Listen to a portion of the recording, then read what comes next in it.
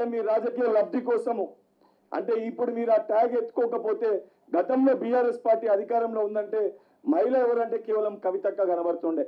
ఈరోజు కాంగ్రెస్ పార్టీలో ఏదైతే సురేఖ అక్క సీతక్క ఇద్దరు మహిళలకి కాంగ్రెస్ పార్టీ ప్రాధాన్యత కల్పించింది. మా రాష్ట్రానికి ఇన్ఛార్జ్ ఏదైతే పూర్తి స్థాయి మేము ఎవరి డైరెక్షన్ లో మా పార్టీ నడుస్తుందంటే మేము గర్వంగా చెప్తాము. దీపాదాస్ మున్షి మహిళ ఒక ఇన్ఛార్జ్ మా కాంగ్రెస్ పార్టీకి ఉన్నారు. వారి యొక్క సారథ్యంలో వారి యొక్క నేతృత్వంలో మా పార్టీ పనిచేస్తుంది. మహిళలకంత పెద్దపీట కాంగ్రెస్ పార్టీ వేస్తుంది. ఎప్పుడు మహిళలకి రిజర్వేషన్ ఇవ్వాలన్నా మహిళలకి పెద్దపీట వేయాలన్నా దానికి ముందు వరుసలో ఉండేది కాంగ్రెస్ పార్టీ.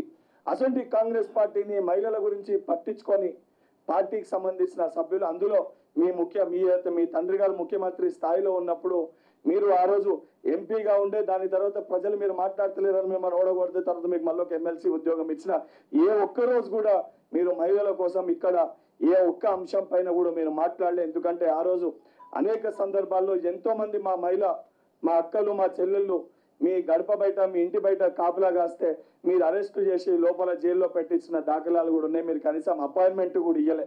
అవన్నిటినీ కూడా ఆలోచించుకొని ఏదైనా మాట్లాడినప్పుడు వాస్తవాలు తెలుసుకొని మాట్లాడాలి. ఎందుకనంటే మీరు నాకంటే వయసులో పెద్ద కాబట్టి మీరు ఈ రకంగా తప్పుడు మెసేజ్ తప్పుడు ఇండికేషన్స్ ఏదైతే సంబంధించి విద్యార్థులకి నిరుద్యోగ లోకానికి మీరు అందిస్తే అది రేపటి వాళ్ళకు ఉద్యోగాలు ఇవ్వనీకి ఇబ్బందికర పరిస్థితులు మీరు క్రియేట్ చేసే ప్రయత్నం చేస్తే నిరుద్యోగులకు అండగా నిలబడి 9 సంవత్సరాలు కష్టపడి కొట్లాడిన వాళ్ళ మధ్యలో ఉన్నోని వాళ్ళ బాధలు తెలిసిన వాళ్ళని వాళ్ళ సమస్యలు ఎదుర్కొన్న వాళ్ళని వాళ్ళ సమస్యల పైన పోరాటం చేస్తే అనేక సందర్భాల్లో మీరే నన్ను భౌతిక దాడులు చేసిర్రు, కేసులు పెట్టిర్రు, జైల్లో కూడా పెట్టిర్రు.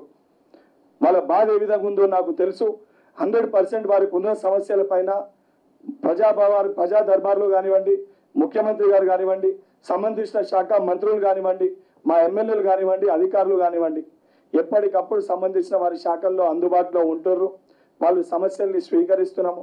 1-2 సమస్యలు ఇమీడియట్ గా మేము దాన్ని సాల్వ్ చేయలేకపోయినా ఏదైతే పార్టీకి ఈరోజు పార్టీ తరఫున నేను ఒక విద్యార్థి నాయకుని లెక్క నిరుద్యోగులకు ఒక రిప్రజెంటేటివ్ లెక్క వాళ్ళ పక్షాన నాకు అవకాశం మా పార్టీ కల్పించింది. ఆ అవకాశాన్ని తప్పనిసరిగా వారి సమస్యల్ని తెలుసుకుంటాము. ఆ ప్రతి ఒక్క సమస్య ముఖ్యమంత్రి గారి దృష్టికి తీసుకొని వెళ్ళి ఏదైతే చట్టంలో కాన్స్టిట్యూషన్ ప్రకారంగా రాజ్యాంగబద్ధంగా ఏదైతే సమస్యలు ఏవైతే పరిష్కరించగలుగుతారో ప్రభుత్వం 1-2 ఏదైనా మీరు చేసిన తప్పిదాలు మీరు తీసుకొచ్చిన పాయింట్లు ఏమన్నా ఉన్నా వాటిని సవరించుకొని వాళ్ళకి న్యాయం చేసే బాధ్యత 100% తీసుకుంటాము. అండ్ మీరు ఏదైతే ధర్నా చౌక్ అవసరమే లేదని చెప్పి నియంత్రణ లెక్క పరిపాలించాలని చెప్పి మీరు ధర్నా చౌక్ను ఎత్తేసారు. కానీ ప్రజాస్వామ్యంలో ధర్నా చౌక్ ఉండాలి. సమస్యలు ఉంటే ఏదన్నా రిప్రజెంటేషన్ ఇచ్చినా ఆ సమస్య కొంచెం ఆలస్యం అయితే వాళ్ళ బాధ ఆవేదన చెప్పుకోనికి ఒక స్థలం ఉండాలి. అదే ధర్నా చౌక్ అని చెప్పి ఇది ప్రజాస్వామ్యంలో తప్పనిసరిగా ఏదైతే అధికార పక్షం ఎంత అవసరమో ప్రతిపక్షం కూడా అంతే అవసరం అని చెప్పని మా గౌరవ ముఖ్యమంత్రి గారు మొన్న జరిగిన అసెంబ్లీ సెషన్లో కూడా చాలా స్పష్టంగా చెప్పడం జరిగింది. నిజంగా సమస్యలు ఉంటే మీ ప్రతిపక్ష నాయకులు ఎవరైతే అసెంబ్లీలో ఉన్న గత మాజీ ముఖ్యమంత్రి కల్వకుంట్ల చంద్రశేఖరరావు గారు కనీసం నెక్స్ట్ జరిగే అసెంబ్లీ సెషన్లోనైనా సమస్యలు అక్కడ తీసుకొని వస్తే చర్చిస్తే యావత్ తెలంగాణ సమాజానికి తెలుస్తుంది అసలు తప్పెవరు చేసిర్రు, దొంగతనం ఎవరు చేసిర్రు, దొంగలు ఎవరు అని చెప్పని. అవి మీరు అలా రాకుండా మీరేదైతే తప్పుదో పట్టించి స్టూడెంట్స్కి పాపం వాళ్ళని మీరు మిస్గైడ్ చేసి మహిళలు నష్టపోతున్నారు, మహిళలకి నష్టం కలుగుతుంది, ఏదైతే జియో నెంబర్ 3 తోటి మహిళలకి నష్టం జరుగుతుంది అని చెప్పి మీరు ఏదైతే రాంగ్ పర్సెప్షన్ క్రియేట్ చేస్తున్నారో సరే దానివల్ల నష్టం జరుగుతుందా, ఏ రకంగా జరుగుతుంది, అసలు సుప్రీంకోర్టు జడ్జిమెంట్ ఏముందనేది అది న్యాయస్థానంలో ఏదైనా ఉంటే దాన్ని చేసి దాని ప్రకారం చేసుకోవాలి తప్ప అది ఇండిపెండెంట్గా ఇండివిజువల్గా ఈరోజు కాంగ్రెస్ ప్రభుత్వం రాగానే తీసుకున్న నిర్ణయం కాదు. కావాల్స్తే మీరు ఒకసారి ఏదైతే లాస్ట్ టైం వాళ్ళు కేసు ఫైల్ అయినప్పుడు రిలీజ్ చేసిన టీఎస్పీఎస్సీ ఆ రోజు రిలీజ్ చేసిన వెబ్ నోట్ కాపీని కూడా నేను ఇప్పుడు ప్రెస్ ముఖంగా ఈ వెబ్ నోట్ కాపీని కూడా ఇస్తాను.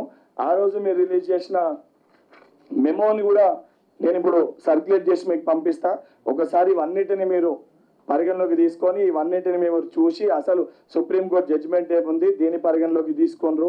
సరే పక్కనున్న ఆంధ్రప్రదేశ్ కూడా అది ఫాలో అవుతుంది కాబట్టి ఈరోజు నేను ఆంధ్రప్రదేశ్ ఫాలో అవుతున్నాం కాబట్టి మనం ఫాలో అవుతున్నాం అంటే మళ్ళీ మీరు దాన్ని సెంటిమెంట్ ఎమోషన్స్ రెచ్చగొట్టి ఏదైతే సంబంధించి దీన్ని తప్పుదోలో తీసుకెళ్లే ఒక ప్రయత్నం చేస్తారు. కాబట్టి నేను కేవలం సుప్రీంకోర్టు జడ్జిమెంట్కి కన్ఫర్మ్ అయ్యి మీరు ఒక్కసారి క్రాస్ చెక్ చేసుకొని మాట్లాడాలి. అలా కాకుండా నిరుద్యోగ లోకాన్ని మీరు మోసం చేసి వాళ్ళని తప్పుదోలో తీసుకెళ్లే ప్రయత్నం చేస్తే కవితక్క ఊరుకునేది లేదు. 9 సంవత్సరాలు ఓర్చుకున్నాము, బాధపడ్డాము, భయపెట్టినా కూడా తిరగబడ్డాము.